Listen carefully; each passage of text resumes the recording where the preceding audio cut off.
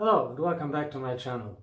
Tomorrow is the next race of the Ardennes Classics, the Fleche Wallonne, the second of the three races we consider the Ardennes Classic. And once again, I can't wait for this exciting race. And probably because the last few seasons it was mostly an uphill sprint, a pretty boring race overall, except the last kilometer. But the route has changed for 2019. And that should give us a little bit of more action for the race. So let's get right into it. They added two new climbs of the final circuit of 77 kilometers, namely the Eref and the Cheravé. They will be raced together with the Meului.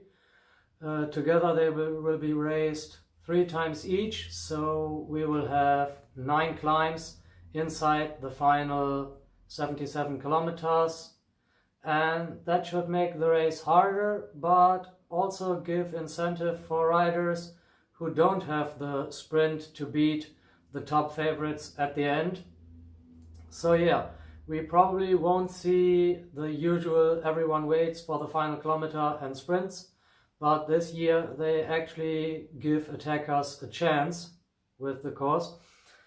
And yeah, which riders could go early? The riders I think of are riders like Vogelsang, Kreuziger, Tim Wellens, Adam Yates is also riding this race, maybe even the former world champion Rui Costa. Those riders, I don't think they could win the sprint, but maybe if they attack early and get a decent group without some of the top favorites, they could actually take the victory. But yeah, the main favorites are, for me personally, Alaphilippe, who won the previous year. Then, of course, record winner and current world champion Alejandro Valverde, Michał Kwiatkowski of Team Sky, and Dan Martin, who has a lot of top 10s, a few podiums in this race, although he has never won Fleche Wallonne. But he is a very good rider at this race, always there or thereabouts. And maybe this will be the year because he has a strong supporting cast. Like I said, Rui Costa, who could maybe attack early, or even the young talent Pogačar, who is also at the start line. So they field a pretty strong team. Those are my 4 main guys. I would consider the top favorites. I don't know who to put on the top step because all of them, for one reason or another, could actually take the victory. Alaphilippe as a previous winner and the guy with the most victories of the season so far, but his form recently is going downwards because he was already peaking for the Italian races in March. Then Valverde, because his season so far has not been up to his usual standard. Kwiatkowski had Alaphilippe had a crash and is not at 100% it seems. He was fading in the sprint at Amstel after making up a lot of ground, and then was beaten by the other guys. And yeah, Dan Martin, who has never won this race, while the others have. Yeah, so those 4 are probably all just about at the same level currently, in my opinion. Then next on my list I have Michael Matthews actually. He finished 5th last year in this race, and if it comes down to a sprint like it usually does, then he should be up there again. If the race is ridden way harder than usually, then maybe he could drop. But yeah, we'll have to see how the race unfolds, if he will be among the contenders in the final. Then obviously we have Bora Hansgrohe, who also have a strong team. Peter Sagan is there. Maximilian Schachmann has a really great spring, so I'm excited to see what he can do. I'm not quite ready to put him beside the top 4 favorites, but after that I think he can get another top 5 finish if everyone finishes where we expect them to. So Schachmann is a good bet, and they actually have a strong team. They also have McCarthy, who is good at uphill sprints. They have Conrad, Mühlberger. So very, very strong team, just like Astana, who not also have Fuglsang, but also the Izagirres, Lutsenko. So those two are probably the two strongest teams, or three strongest teams, if we take Dan Martin, Pogacar and Rui Costa of UAE into consideration. So if these three teams decide to make the race really hard, then that could change quite a bit. Usually Quickstep does field a strong team, but this year I think they only have one card to play, and that is Alaphilippe. Maybe Enric Mas, the climber from Spain, but other than that, the other 5 riders are just support riders who have no chance, in my opinion, of victory on their own. So they are not one of the strongest teams, but have probably one of the best captains.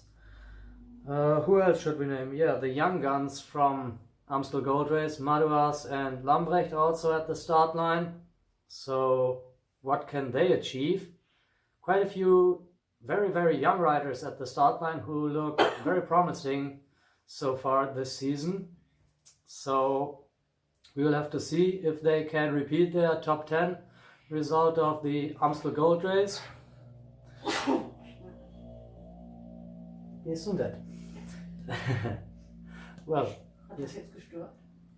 you see, I'm not alone in the room, but doesn't really matter. Yeah, who else is on the list of favorites? Then we also have Education First, who have a really interesting lineup because they have Michael Woods and Dani Martinez, and the spring campaign so far of Education First has been nothing but spectacular.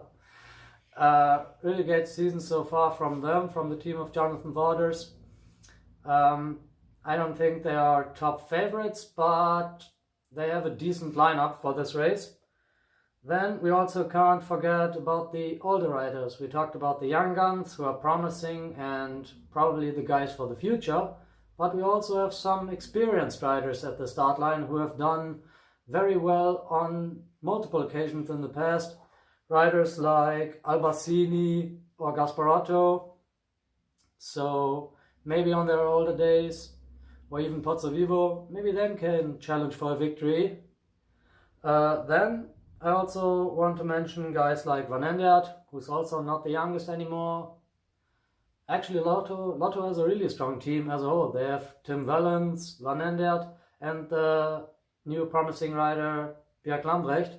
So at least 3 riders who could very well finish inside the top 5 or even take victory if the cards fall right.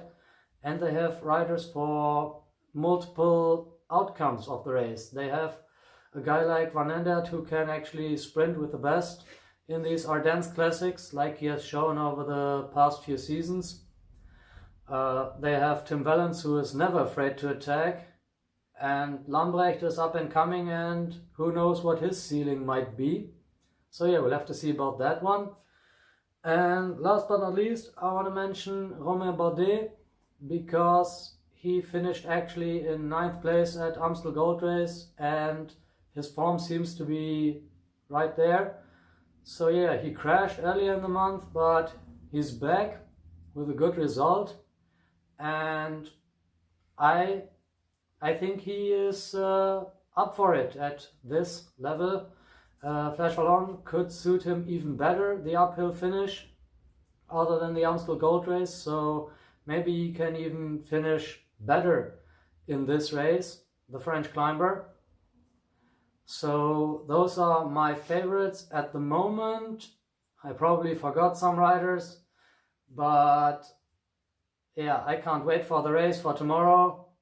Until then, I'm out.